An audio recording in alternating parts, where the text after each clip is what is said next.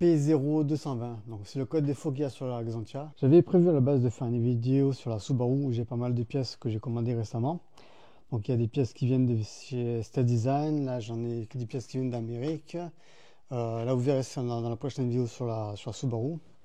J'ai aussi pour la gestion flex fuel l'échangeur, les injecteurs que je monte prochainement.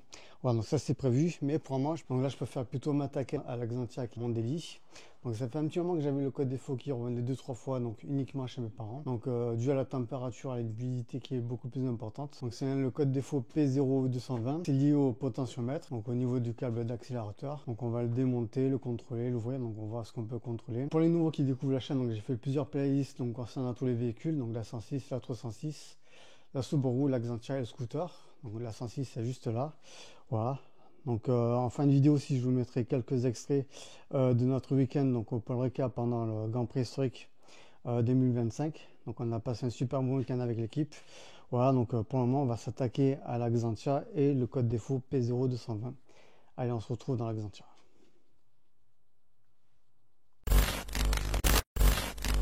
Bon voilà, donc là on se retrouve dans la Xantia donc avec le module Wi-Fi ULM327 modèle Wi-Fi pour iPhone. Je branche ça sur la voiture et on regarde sur l'application Car Scanner. Allez, on va se rendre sur l'application Car Scanner pour pouvoir faire une lecture des codes défauts. Voilà, donc c'est très simple. Voilà, donc là je suis déjà, on appuie ici, on se connecte au Wi-Fi. Donc moi j'ai déjà paramétré l'application pour la Xantia. Donc c'est assez rapide. Là, les codes défauts, on coche juste OBD2, c'est tout. On coche pas les restes, ça sert à rien. Lire, et là, ça va nous sortir le code défaut P0220. Et là, ça va nous sortir le code défaut P0220. Voilà, donc là, c'est en anglais. Donc, vous faites la traduction. Donc là, on va mettre turtle, pédale de position d'accélérateur. Voilà, statut confirmé. Donc, soit c'est une mauvaise interprétation de l'information qui est renvoyée vers le calculateur. Donc on va contrôler tout ce qui est connectivité, les pins, contrôler l'écartement des pins s'il n'est pas trop écarté, et après l'ouvrir, voir s'il n'y a pas de la poussière ou voilà. Donc là on met bien le défaut. Donc là j'essaie présent pour voir si la lumière est tombée, pour voir si le code défaut disparaissait en nettoyant un petit peu le contact. Voilà, donc j'espère que ce sera pareil que le régulateur de pression de carburant, que ça m'a rien coûté aussi. Allez, on va démonter le régulateur. Le potentionneur. Voilà, donc là on est dans le compartiment moteur de la Xantia. Donc on a le potentiomètre et juste dessous l'électrovanne du turbo. Donc là c'est l'électrovanne du turbo et le potentiomètre, je sais pas si on voit bien, et juste là. Donc là j'ai déposé le boîtier du filtre à air, le manchon, et je vais voir si j'arrive à le démonter, puis contrôler les pins de la broche, voir s'il y a suffisamment de résistance, s'il n'y a pas de micro coupure. Et puis on remonte ça, voir si ça refait le problème. Sinon je remplacerai le potentiomètre. Allez, on démonte. Donc là j'ai pu déposer facilement le potentionneur. Donc il y a juste deux vis de 10 qui le maintiennent. Le câble qui relie de la pédale jusqu'au potentionneur. Donc j'ai contrôlé les pins de la broche, voir si elle résiste bien, si elles sont pas trop lâches. Nettoyer, l'ouvrir, nettoyer tout ce qui est contact dedans. Et puis le remonter, voir si le défaut disparaît ou pas. Ou si on fera un test après quand je remonterai la voiture chez mes parents. Et voir si le test est bien concluant, si par rapport à l'humidité ou pas. Voilà, allez. On va l'ouvrir et nettoyer tout ça. Voilà, donc là j'ai fait un contrôle des pins, voir si la résistance des pins est suffisante. Donc je prends une petite épingle fine que je mets dans les pins. Et je vois si, si elle résiste assez. Ah, c'est pareil, c'est pareil. Parce que ça peut créer en fait des micro-coupures et faire remonter le défaut. Voilà, c'est bon. À la première vue, donc là, il n'y a que des vis qui maintiennent le boîtier électronique au ressort de rappel pour le câble. Donc là, il y a la partie du câble qui vient ici. Là, c'est la broche est ici, donc là, c'est propre. Donc là, j'ai déposé ça, les deux vis. C'est du torx de main, je pense. Déposer les petits caches en plastique là et contrôler les contacts et tout bien nettoyer. Voilà, donc voir si ça peut repartir comme ça. Sinon, faudra, là, il y a les références. Donc c'est un vidéo, donc je verrai si ça... En nettoyant tout ça, si ça ne fonctionne pas, je changerai. Voilà, donc là j'ai retiré le cache en plastique qu'il y avait ici. Donc là on a accès à rien. Donc là il faudra un petit clé Torx de 215 avec l'embout percé. Donc c'est du Torx de 15 à bout percé. Donc il y aura ces deux vis que je vais lever là. Et après on va voir ce qu'il y a derrière. Voilà, donc après avoir retiré les deux vis de Torx de 15, donc on a accès au boîtier où il y a 3 vis Torx de 7 ici. Donc j'ai retiré la plaque. On m'a dit que le ressort tenait bien en place. Donc je vais voir ça et on se retrouve. Voilà, donc là j'ai déposé la plaque. Donc en fait c'est juste un petit ressort comme ça. Donc à mon avis je vais pouvoir rien nettoyer là. Donc ce sera en fait la partie électronique elle est derrière. Donc je vais tout remettre en place et remonter et voir si ça corrige le problème. Là je peux rien nettoyer du tout là en fait. Hein. C'est vide. Il n'y a rien du tout. Voilà, donc là j'ai pu remonter le boîtier. Donc je verrai si le défaut part de lui-même ou si je dois l'effacer. Donc dans le pire des cas, si le défaut revient, je remplacerai la pièce. Donc de toute façon, ça n'a pas d'incidence sur le comportement de la voiture. Mais voilà, donc c'est quand même gênant d'avoir ce voyant moteur. Voilà. Et là, il y a la référence. Hop, voilà. Allez, on remonte tout ça. Bon, là j'ai tout remonté, donc on va voir si le défaut part de lui-même ou si je dois effacer le défaut avec l'application. Là, le défaut, il reste.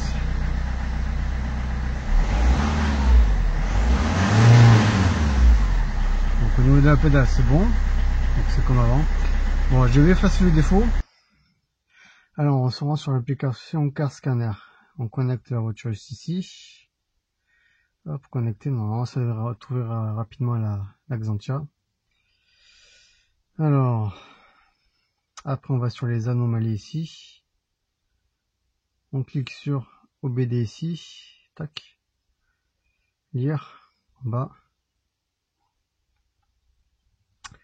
Donc là peut-être ça va nous trouver là qu'il y avait aussi, donc voilà, il n'y a que là. Voilà, donc P0220, donc on va l'effacer en cliquant ici. Hop, effacer uniquement le DTC trouvé, ok. La libération des DTC est terminée. Ok. Voilà, donc j'ai démarré la voiture.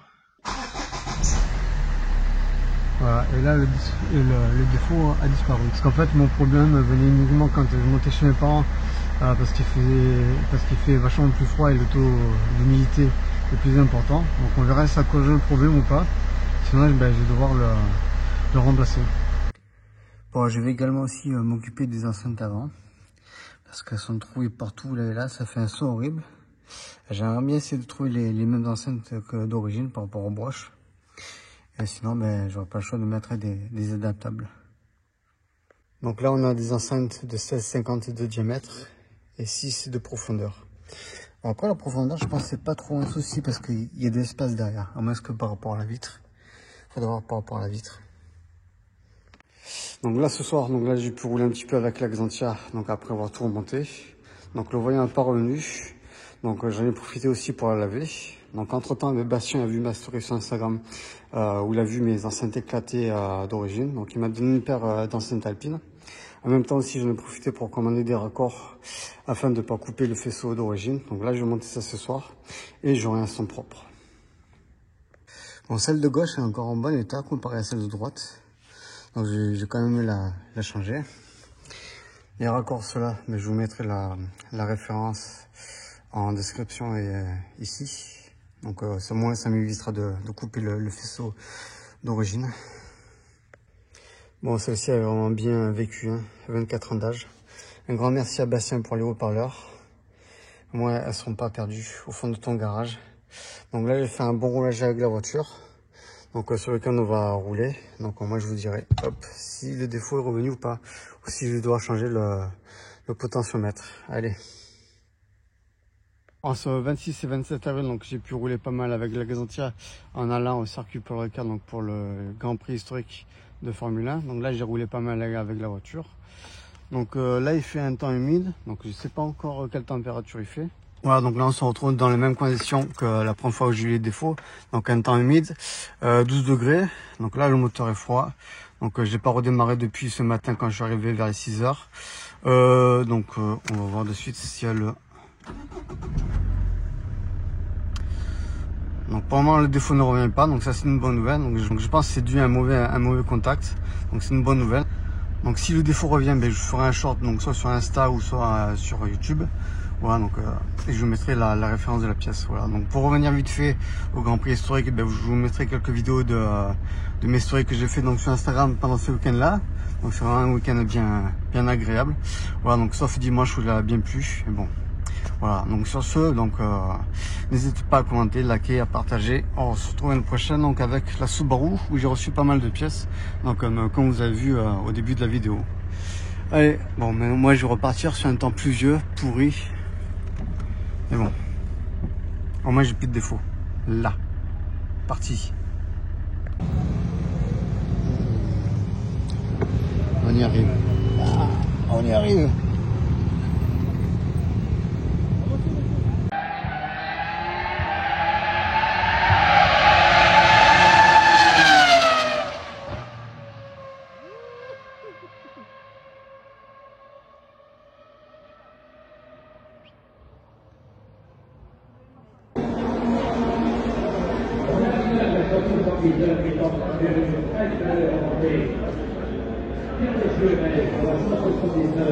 Tu devais vraiment y voir beaucoup de direction. Ouais.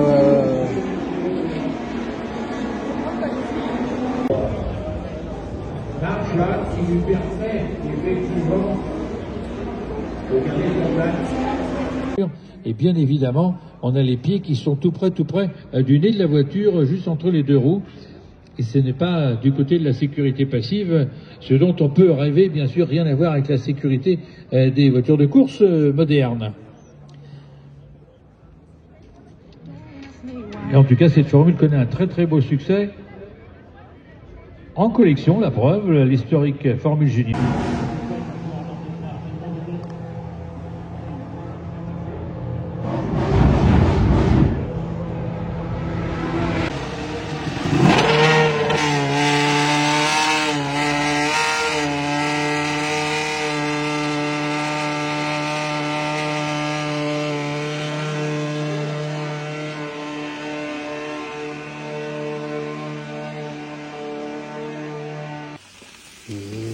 Miam.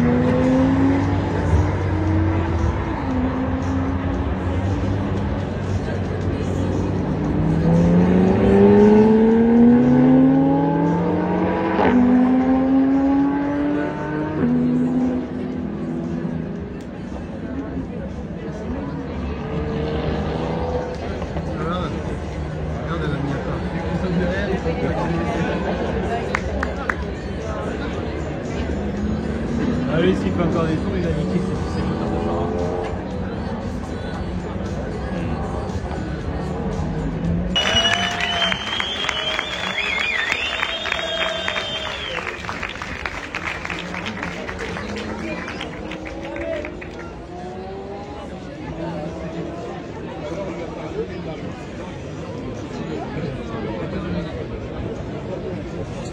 Il a failli cramer le moteur en faisant.